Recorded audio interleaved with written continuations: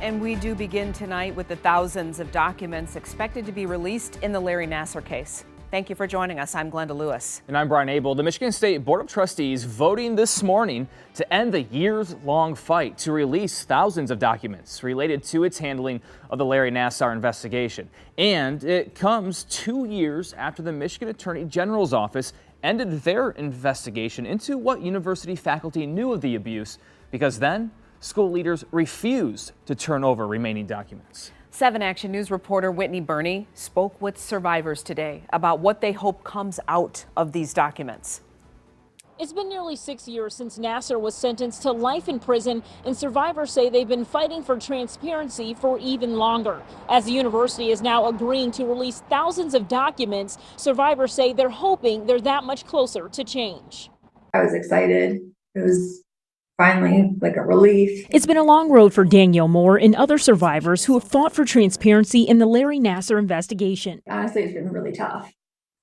You know, we want MSU to change so this doesn't happen to anybody else. After Nassar was sentenced to life in prison in 2018, the university asked the Attorney General to launch an investigation to determine what university leaders knew about the abuse.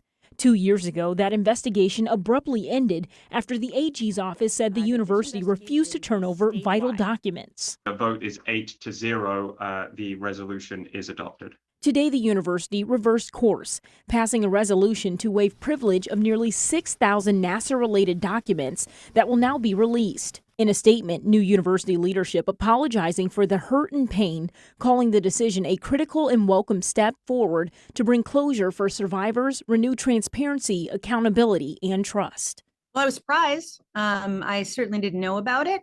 Attorney General Dana Nessel says although the special prosecutor involved in the case and other key players are now in new positions, her office intends to pick up where they left off. Will there be a smoking gun of some sort? Maybe, but perhaps not.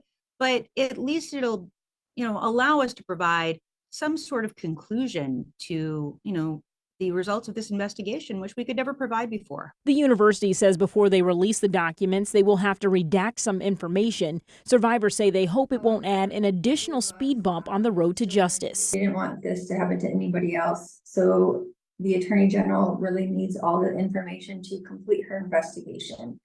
And if those documents are redacted too much, she will not be able to complete that. It's unclear when those redacted documents will be released. The Attorney General's office says as soon as they receive them, they intend to resume their investigation. Reporting here in Detroit, Whitney Burney, 7 Action News. Whitney, thank you. Today, Michigan State also announcing a settlement with the victims who died in February's mass shooting. We're speaking with one of the victims' families, and that's ahead tonight on 7 Action News at 6.